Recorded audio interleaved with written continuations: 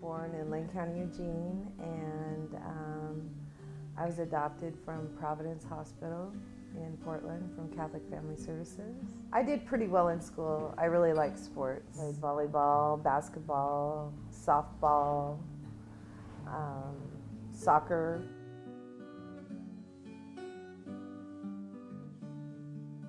She was a super mom, and then one day she just got ill, and all of a sudden her life wasn't manageable. When I was about 14, that's when I started skipping school. That was my excuse, was just kind of stay home. I think I was kind of worried. I was worried about my mom. I remember coming home and all the lights being on in the house, and my dad opened up the door and he said, "Where have you been?" They went to a social club in Milwaukee. She wasn't mentally there. She walked out across a highway and she was killed. She was super mom. You know, she ran the house, she did us, she took care of everything. You know, that's where I started in my addiction. Percocet and Percodan and Valium. You know, I just didn't want to deal with it, so it was just a way to numb myself. At that time in my life, I never knew who my real parents were, and I thought maybe if I had a baby and something that was my own, you know, that maybe that would kind of help fill that void.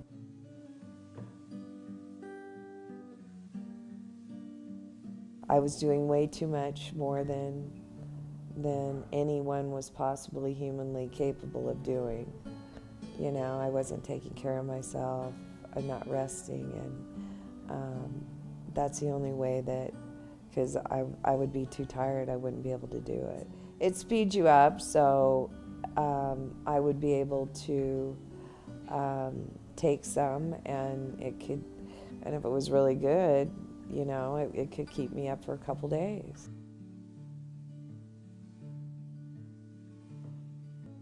Buying meth instead of paying a bill, or only paying half of it, or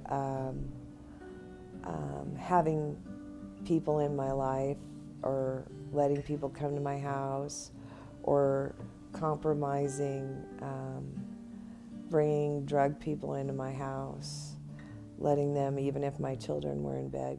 I came across the money. So all of a sudden I had all these friends. One of them introduced me to cocaine. We probably went through like $25,000 in like 6 months. I was up against some legal charges. There was 3 counts of forgery, and that's when my criminality started. I knew I was going to go to prison.